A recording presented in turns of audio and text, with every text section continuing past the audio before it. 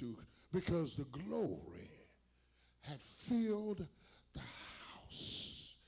When God's glory, his presence fills the house, he'll change the order of service. I don't care what you plan to do. God says, I'm here now. And I'll do things the way I want to do. And that's what we have to come here for, folk, every week. We have to come here so that his presence can show up and he can do what he wants to do. If he's not here, then ain't no need of us being here. If his presence doesn't show up, we can all stay home. There's no need to show up. He's not here. So I said, Ricky, I call it presence. So that's my prayer. Show up, God. Show up for your people. Make your abode in our praise. How many, over the years, you've heard me pray that prayer over and over. Make your abode, marry into the praise. Rest in our praise. Because if his presence doesn't show up, we're just going through the motions. We're just singing a lot of songs and we're getting happy. Hello, somebody. Over the songs we sing to ourselves. Because if he ain't here, that's all we're doing. Singing to ourselves. Gotta have his presence. It's an absolute necessity. In Joshua 1 and 5, he told Joshua, he says, just like I was with Moses, I'm going to be with you. Presence. Hello, somebody. Presence. Hello. That gives you confidence to go on. Whatever doubts Joshua may have had, when God told him that, he said, I'm ready now. If you're going with me, I'm all right. If your presence is going with me, I'll be all right. I'll make it. Everything's going to be fine. And because God was with him, the people were with him. Hello. As I was with Moses, so shall I be with you. And the people recognized that, said, God is with you. Like he was with Moses, and we're going to be with you like we were with Moses. And if anybody decides that they're going to come against you, we're taking them out. His presence makes all the difference. Moses understands the power and the necessity of the Lord's presence. Back in Exodus chapter 3, chapter 4,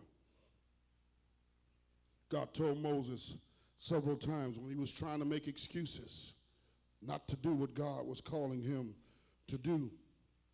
The Bible says God told him, in verses 10 through 15, I'm not going to read it, but I'm going to just tell you about it. He said, Lord, I'm not eloquent in speech. I stutter. I'm not the one. You don't. God said, who made you? Who made the deaf? Who made the blind? Who made you?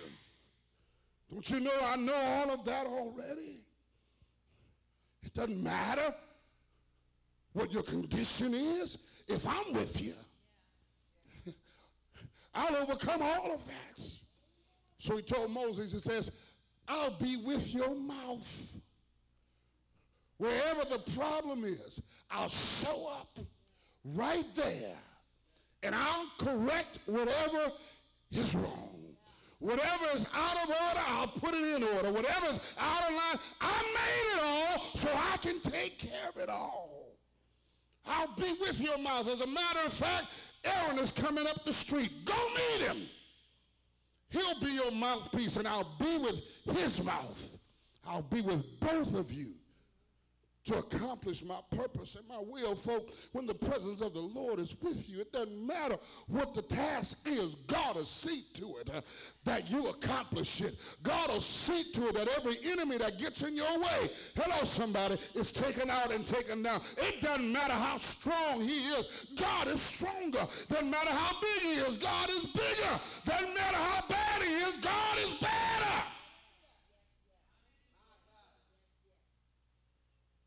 I'm with you. My presence, hello, is with you. Where am I? Exodus 33. The Lord speaks to Moses and says, go up, you and the people.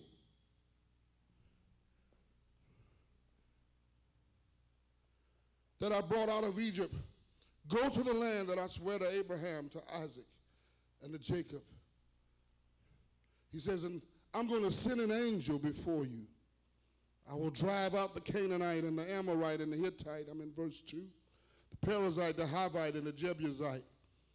He says, go into the land flowing with milk and honey.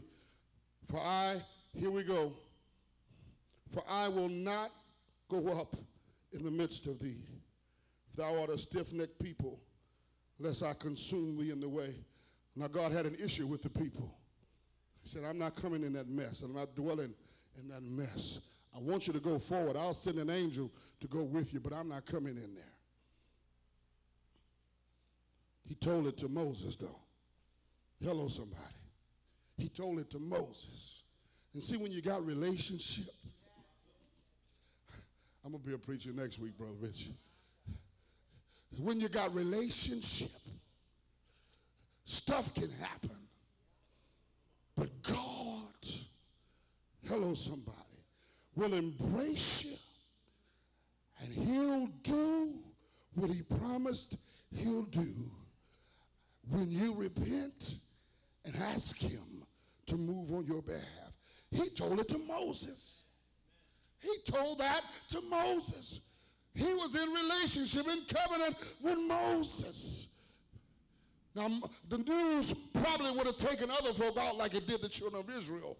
They got messed up when God says, I ain't going. Moses said, wait a minute. If you ain't going, we ain't going. Hello, fire folk. If you ain't going with us, you talking about sending some angel, you can let the angel go on about his business. I want you. I want your presence. Hello, somebody say, thank God for angels. Thank God for his angels that watch over us. But ain't you glad that above his angels, his presence shows up? I wish I had some real folk in the house today. Thank God for his angels, but I want your presence. I need you. I gotta have you. God says, I won't go. Because these folk are stiff-necked. And if they mess up again, I might kill them. That's what he said. Lest I consume thee. While we're going along, they're going to mess up again, and I'm going to kill them all. I'm going to kill them all. Verse 4. And when the people heard these evil things, they mourned, and no man did put on his ornaments. They said, we're not going anywhere. For the Lord said to Moses, say unto the children of Israel, you're stiff-necked. I will come up into the midst of you in a moment and consume you. Therefore now put off your ornaments from thee, that I may know what to do unto thee. And the children of Israel stripped themselves of their ornaments by the Mount Horeb. And Moses took the tabernacle and pitched it without the camp, afar off from the camp. Moses took the presence of God, the tabernacle, and said, I'm going to bring it outside the camp. Because if I leave the presence here among these people, God's going to kill them all. Shh. Hello, somebody. He took the tabernacle and put it outside of the camp and said, let me take the presence over here and leave the people over here. Because if the presence stays here among this craziness, folk are going to die. Hello, if we got presence here, where folk are speaking doubt and unbelief, where folk are not trusting God. Somebody is going to die. Let me get God's presence out of here. I need to separate the two. Hello, somebody.